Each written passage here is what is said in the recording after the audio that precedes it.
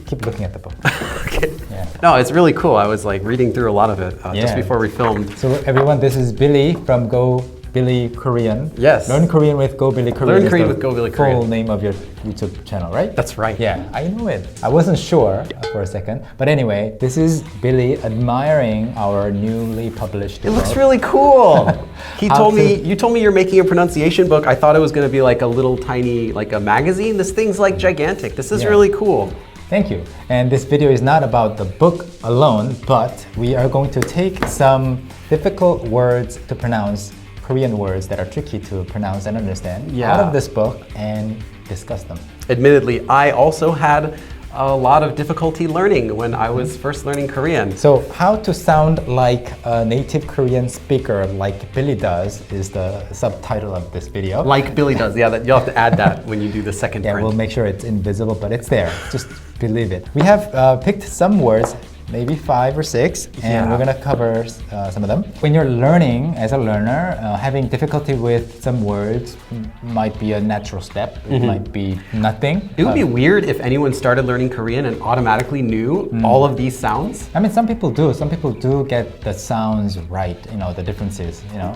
They might have in general, in general. But having difficulty understanding certain sounds and actually confronting a situation where you're saying something and they don't understand. You're like, I said it right. I know that word. Yeah, that's a different story. That happens all the time. Yeah, I'm sure it has happened to many learners who are watching this.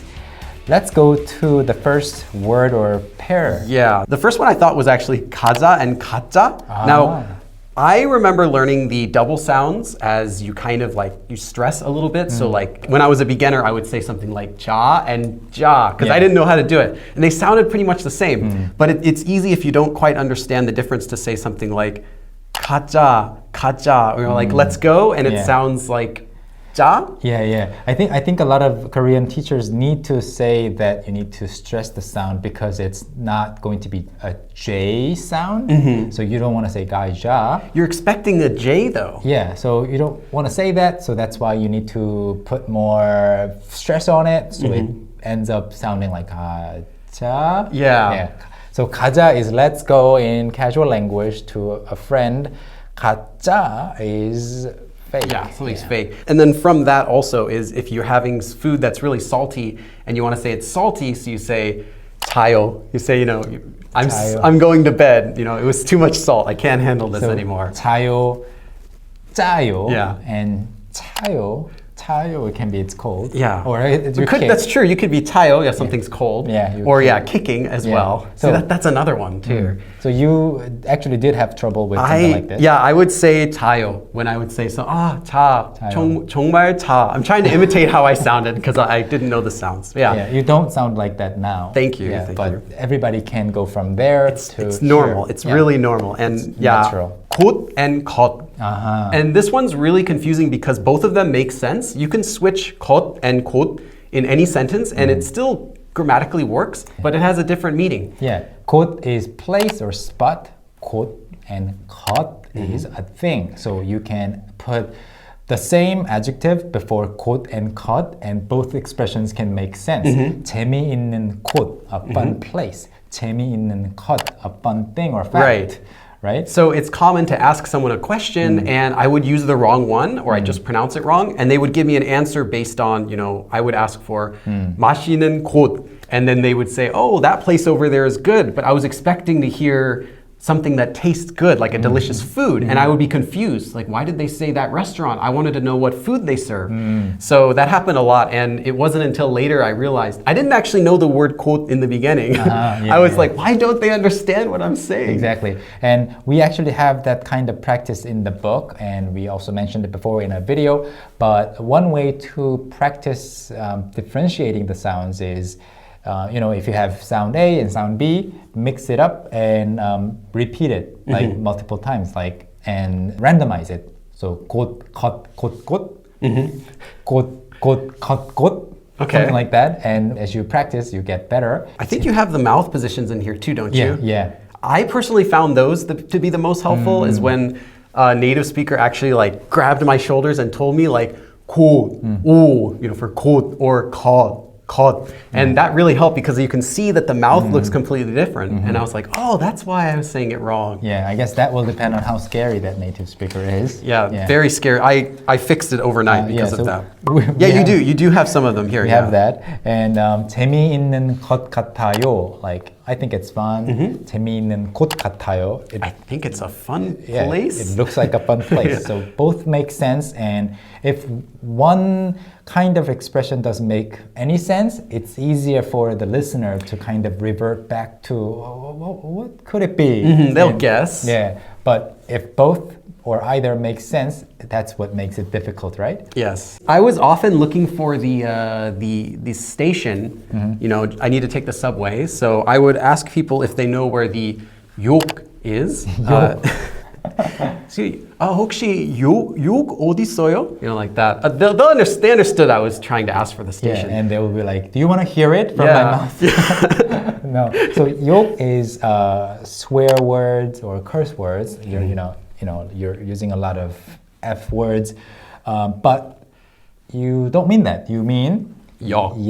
Yeah. 역 is the station. So 기차역, 지하철역, etc. Yeah, and it's easy to mess up though because again, it's that 오 versus all difference. Yeah, and this one is one step further. 요 versus 여. That's true. Can you do that? Yeah, the Y sounds make it a little bit harder. So 요, 여. Yeah, 요, 여, 요, 여. So we have many pairs like this. I'll say the English word and you will say the Korean word for me. Dragon. 용. Zero. 영. Yeah, 용. Yeah, very different. Good. You're looking for the, you're trying to, count or something and you say 용. Everyone's going to be like, where? This is one of my favorites. Well, 요정 is like kind of like a fairy, I guess. Elf. It's a long-shaped elf. 긴 요정. Maybe you can say 머리가 긴 Sure, 요정, yeah. Then with long hair. But sometimes you hear 긴 여정, which is a long journey. And 여정 is like trip, journey. Yeah, and 수용할 수 있어요. I can accommodate it or accept it. Or 수영할 수 있어요. I can swim. 수영. Next pair, please. Yes. Okay, this was one of the hardest ones for me. One of them, or a lot of them, but was the sound 의, which as a beginner, you hear it, you can't believe it, that's a real sound. Why would Koreans say 의? Like it doesn't really come out of your mouth. And then you actually learn that a lot of cases, it's actually not pronounced that way. It'll be said kind of like 이. And sometimes 에. Yeah, sometimes 에, that's true when it's used as the possessive marker. So this was also like, it really hurt my brain when I would see a word. For example, I think the word 의에, like 의에, like No, that's wrong. It's confusing. It's confusing for me at first. Anyway, but even more than that, more commonly, that's kind of like a tongue twister. More commonly though would be just like things like 희망 or like 문이.